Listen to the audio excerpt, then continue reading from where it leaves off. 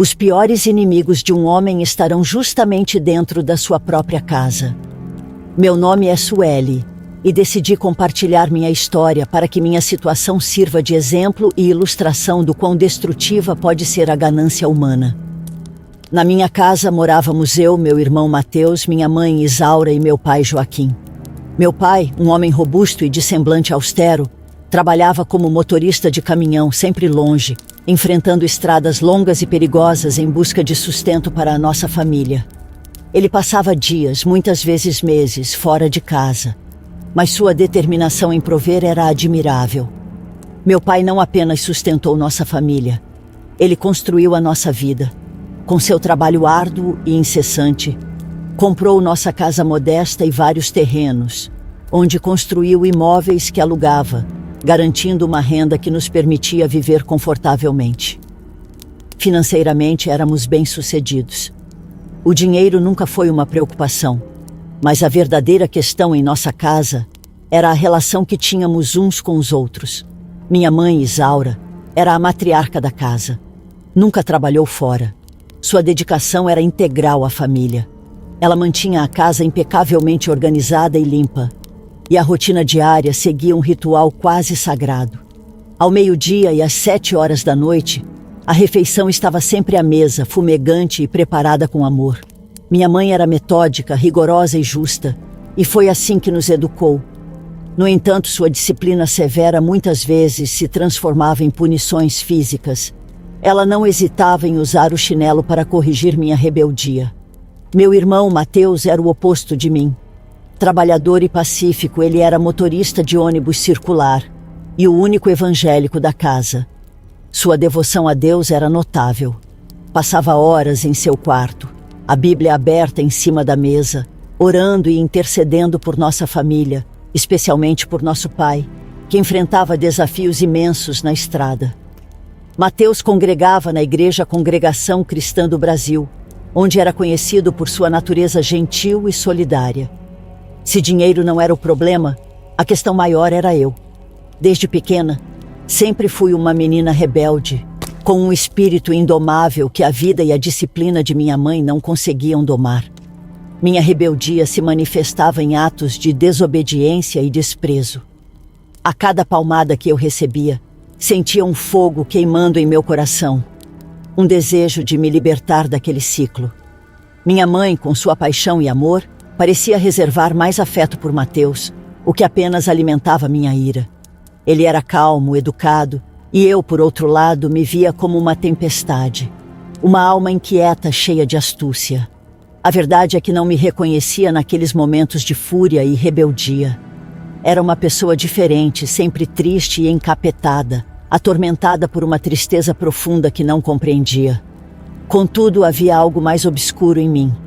Em um dia fatídico, percebi que ouvia vozes sussurrantes, vozes que pareciam vir de lugares ocultos dentro de mim. Na maioria das vezes, eu me pegava buscando a origem daquelas palavras, tentando descobrir de onde vinham.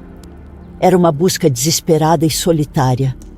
A cada dia, as vozes se tornavam mais intensas, mais insistentes, como se tentassem me guiar por um caminho que eu não queria seguir. Um caminho cheio de trevas e desafios, que me prometia poder e reconhecimento, mas que ao mesmo tempo me afastava da luz que sempre via em meu irmão. E assim, enquanto a vida seguia, percebia que a verdadeira batalha não era apenas contra minha rebeldia, mas contra as sombras que cresciam dentro de mim, sombras que ameaçavam consumir tudo ao meu redor. Até que um dia, através de uma conhecida que eu tinha, comecei a frequentar um terreiro. A líder, minha mãe de santo, era uma mulher misteriosa, com um olhar que parecia ver o fundo da alma das pessoas. Em uma de nossas conversas, ela me disse que eu era muito querida do demônio e que ele queria me dar uma prova da sua presença. Ele apareceria no dia do meu aniversário, afirmou ela, de uma forma que parecia tanto uma promessa quanto um presságio. Na mesma semana, meu aniversário chegou. Minha mãe, Isaura, estava na cozinha, com todo o carinho preparando um bolo como sempre fazia em cada celebração. O cheiro doce se espalhava pela casa, uma tradição que eu lembrava desde a infância. Decidimos deixar o bolo em cima da mesa no quintal, em uma grande área aberta e arejada, onde também fizemos os docinhos. Era um ambiente familiar e confortável, e como sempre tínhamos deixado o portão apenas encostado. Era um hábito que carregávamos, uma sensação de que nossa casa era um espaço protegido. Enquanto eu e minha mãe trabalhávamos nos docinhos, o inesperado aconteceu. Um bode preto surgiu de repente. Ele entrou pelo portão, como se soubesse exatamente onde estava indo. Nós duas ficamos paralisadas, observando-o se aproximar da mesa. Ele colocou as patas dianteiras sobre o tampo da mesa e, calmamente, deu uma mordida no bolo, como se fosse o convidado principal da festa. Em seguida, com a mesma serenidade, saiu e desapareceu pela rua. Eu e minha mãe nos entreolhamos, perplexas, sem saber o que pensar. Em segundos, o choque se transformou em muitas risadas. Na sexta-feira seguinte, fui ao terreiro, ainda pensativa sobre o que havia acontecido. Assim que cheguei, a atmosfera era pesada e densa, e logo vi o corpo da mãe de santo tremer, até que ela incorporou o demônio. Ele se manifestou com uma voz que soava tanto ameaçadora quanto familiar. Eu não disse que estaria no seu aniversário? Falou, seu tom gélido ecoando na minha mente. A partir desse momento, senti uma onda de alívio e aceitação. Acreditei de todo o coração que aquilo era uma amizade, uma proteção. Pensei que estava cercada de espíritos de luz, orixás, guias que cuidariam de mim pelo resto da minha vida. Os anos passaram e mergulhei cada vez mais profundamente naquele mundo. Aprendi o que significava fazer um ebó, um ritual de limpeza e oferendas, e a sacrificar animais em busca de favores espirituais. Andei por encruzilhadas, cemitério, cachoeiras e pela mata densa, conhecendo lugares que diziam eram portais para o desconhecido. Senti uma estranha força ao pisar nesses locais, como se a natureza e as forças do além estivessem ali, esperando por mim.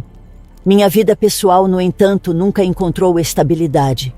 Tive 3 casamentos, todos fracassados, e o mais longo durou apenas 1 ano. Eu encarava isso como uma normalidade, sem enxergar o padrão, convencida de que os problemas nos relacionamentos eram uma provação. A verdade é que, quanto mais me envolvia com o mundo da magia, mais me sentia superior.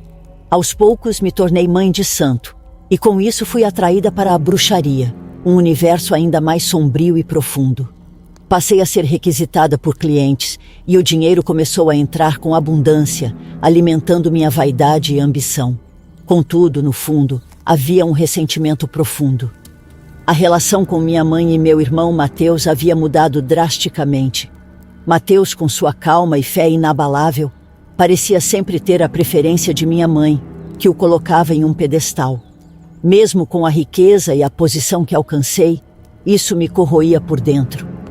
Sentia inveja de Mateus, de sua serenidade e da maneira como minha mãe o admirava.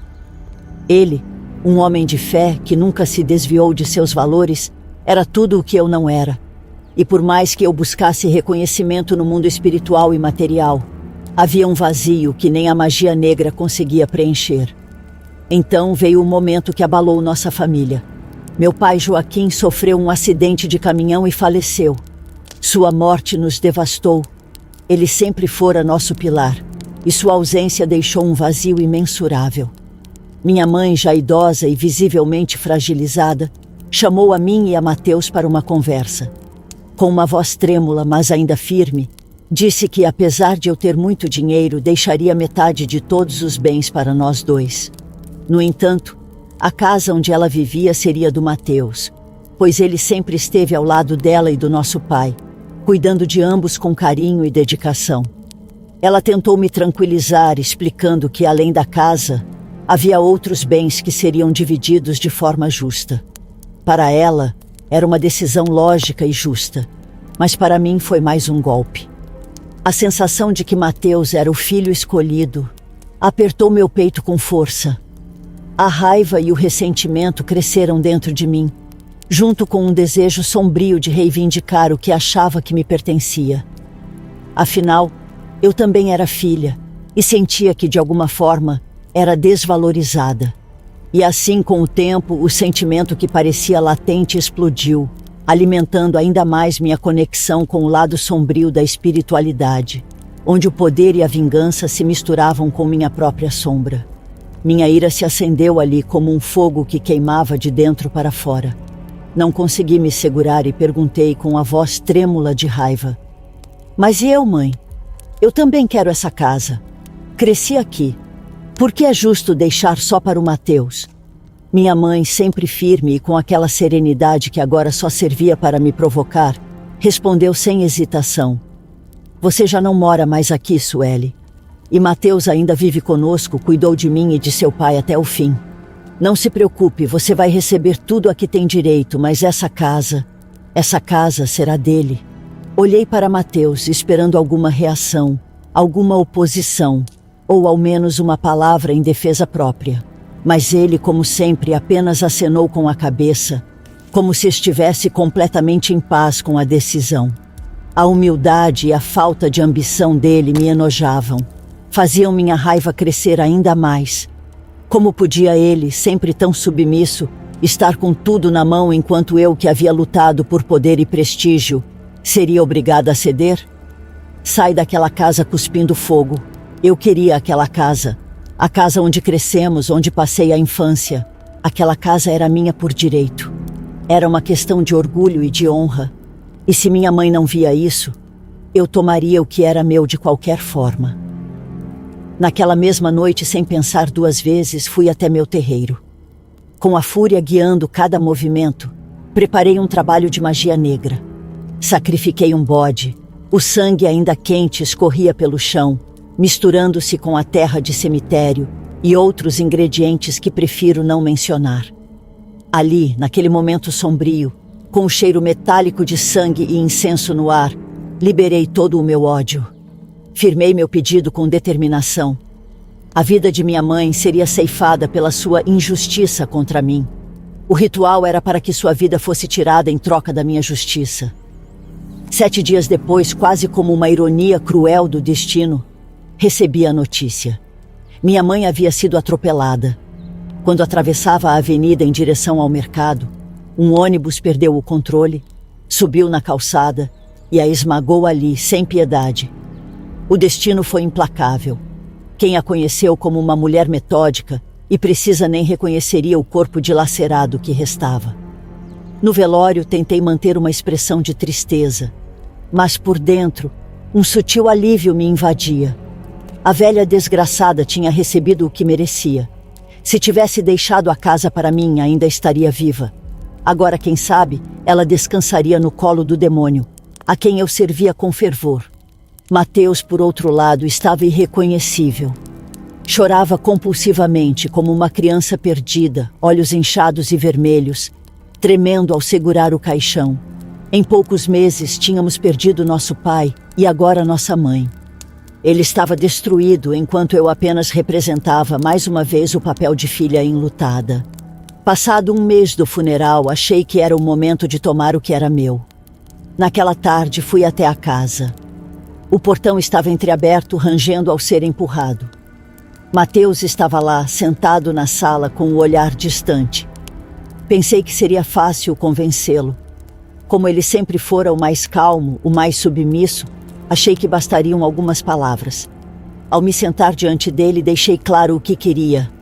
"Mateus, eu quero a casa. Essa casa é nossa herança e você sabe que eu sempre quis ficar com ela." Ele me olhou então. Algo nele parecia diferente. Seus olhos estavam fixos, como se vissem além de mim, como se soubessem de algo que eu desconhecia. Após um momento de silêncio inquietante, ele disse com uma voz profunda e segura: "Você matou nossa mãe, Sueli. Foi revelado a mim pelo meu Deus. Ele me mostrou o que você fez e me disse que você não terá nada. Nem uma folha de árvore do quintal desta casa, nenhum bem material. Assim diz o Senhor." As palavras de Mateus ecoaram pela sala como um trovão, e por um instante senti um calafrio, mas logo o choque deu lugar à fúria. Uma gargalhada saiu do fundo do meu peito, alta e desdenhosa. O que ele pensava que era para me ameaçar assim? Quem era ele para desafiar o que eu tanto ansiava? Você sabe com quem está mexendo, seu bosta? Gritei com o sangue fervendo de raiva. Acha mesmo que vai ficar com tudo isso? Que a justiça divina vai te proteger? Vamos ver se você é tudo isso mesmo. Eu vou mostrar a você quem manda. Levantei-me de súbito, batendo o portão com força ao sair, enquanto minha risada ainda reverberava pelo quintal. Assim que cheguei em casa, o ódio pulsando, comecei os rituais de magia negra com todas as forças que tinha para mostrar ao meu irmão com quem ele estava lidando. A primeira coisa que fiz foi uma magia de enfermidade, algo que o enfraquecesse, o fizesse definhar devagar, para que cada dia fosse um tormento. Coloquei todo o meu rancor e desprezo nas oferendas, nos cânticos, nas velas pretas queimando até o último pavio. Queria vê-lo pagando por desafiar a minha vontade. Nos dias seguintes fui visitá-lo sob o pretexto de paz, mas só para verificar os efeitos da magia. E qual foi a minha surpresa ao ver que ele parecia saudável como sempre, sorrindo e conversando como se nada estivesse acontecendo. Aquilo me descontrolou. Intensifiquei o trabalho. Fiz oferendas mais poderosas. Sacrifiquei animais, sangue e outras substâncias. Fiz cada ritual com precisão, sem falhas, reforçando meu desejo de vê-lo sofrendo. Mas, para o meu desespero, ele continuava ileso. Não conseguia aceitar essa resistência absurda e, tomada pelo ódio, peguei um voo para a Bahia em busca de forças ainda maiores. Não revelarei o local, mas sabia que lá eu encontraria aqueles que poderiam me ensinar rituais mais sombrios e eficazes. Ao chegar, contei tudo ao bruxo-chefe, que me olhou com seriedade e disse que a única solução seria um sacrifício extremo. Uma criança imaculada. Era um ritual pesado, mas eu estava disposta a qualquer coisa para acabar com o meu irmão. Juntei tudo o que precisava, e com a ajuda de outros bruxos fizemos o sacrifício. Cada detalhe seguindo as orientações com rigor. Quando a última vela apagou, disseram que o efeito seria imediato, que ao voltar eu encontraria Mateus morto. Retornei cheia de expectativas sombrias. Mas para minha frustração ele continuava vivo. E como se isso não fosse o bastante, descobri que ele estava para noivar com uma moça da mesma igreja. Nunca mencionara nada sobre o relacionamento, mas a ideia de vê-lo feliz me enchia de ódio. Agora queria não só a morte dele, mas também a dela. Procurei ajuda de outros praticantes de magia, macumbeiros renomados por todo o Brasil. Com o dinheiro que tinha, paguei o melhor que encontrei para garantir que a energia fosse suficiente para destruir aquela vida miserável. Mas, para minha surpresa, nada funcionava. Meu irmão permanecia intocado, e eu, cada vez mais envenenada pela raiva. Resolvi então partir para algo mais direto. Contratei um grupo de bandidos para matá-lo, mas dessa vez o alvo era a vida dele. No entanto, os bandidos voltaram com uma história inacreditável. Disseram que no momento em que iriam atacá-lo, viram um homem de branco ao lado dele e o medo tomou conta deles. Um crente desgraçado e intocado até pelos bandidos. Era demais para mim, uma afronta que me fazia arder em obsessão. Voltei à casa dele, lembrei que ainda tinha uma cópia da chave e decidi acabar com aquilo de vez. Entrei enquanto ele estava fora. E logo que entrei, meus olhos bateram na sala. Lá, em destaque na parede, estava uma foto dos meus pais e dele, em um quadro que ele mandara fazer em homenagem à nossa família. Era uma imagem que irradiava paz e amor, e aquilo me fez ver tudo em vermelho. Peguei uma vela preta, acendi bem ali debaixo da foto. Depois fui até a cozinha. Abri todos os botões do fogão, deixando o gás escapar, envenenando o ar enquanto eu saía calmamente. Caminhei para longe da casa e, em questão de minutos, o estrondo da explosão ecoou pela rua. A casa de Mateus virou cinzas e destroços. Soube que a polícia nunca encontrou qualquer evidência de que aquilo não fosse um acidente. Afinal, a magia negra, minha fiel aliada, havia cuidado de tudo. Satisfeita com o que havia feito, fiquei aguardando a justiça resolver a questão dos bens, enquanto sentia que finalmente eu tinha algum controle. Dias depois, meu irmão Mateus apareceu na minha porta. Ele não entrou, ficou na soleira com um semblante sereno, o oposto do que eu esperava após tudo o que havia acontecido. Me encarou com uma expressão séria e olhos que pareciam brilhar como chamas. Aquilo causou um arrepio incômodo. Eu vou orar por você, Sueli, e pedir que Deus tenha misericórdia de ti. Ele disse com uma calma assustadora. Quis rir daquilo, mas algo no olhar dele me congelou. Mesmo assim, eu ignorei e pensei que, no fim, as orações de um fanático religioso nada significariam para mim. O tempo passou e eu me apeguei a essa certeza enquanto aguardava pela decisão judicial sobre a herança. Mas algo me deixava inquieta. Minha vida parecia perder o brilho. Minha casa, antes um templo para minha devoção e trabalho, começou a parecer vazia. Era como se algo invisível estivesse sempre à espreita, me observando.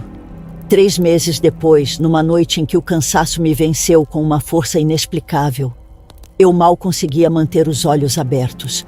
Havia algo estranho, como uma névoa pesada envolvendo meus sentidos.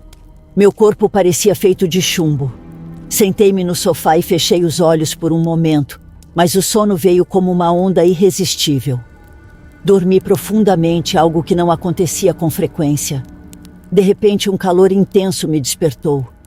Abri os olhos e senti uma dor indescritível. Minhas pernas estavam em chamas. O fogo consumia o sofá e se espalhava pela sala com uma ferocidade sobrenatural. Era como se o próprio inferno tivesse vindo até mim. A dor da queimadura é impossível de descrever. Atravessa a pele e chega aos ossos. É algo que queima a alma. Eu gritava, sentindo minha carne derreter. Em um borrão de pânico e sofrimento, recordo-me vagamente dos bombeiros me resgatando. Acordei no hospital com as pernas irreconhecíveis. Minha pele da cintura para baixo era um campo de feridas, bolhas e cicatrizes recentes. A dor era incessante, me tirando qualquer possibilidade de descanso. Eu não podia andar.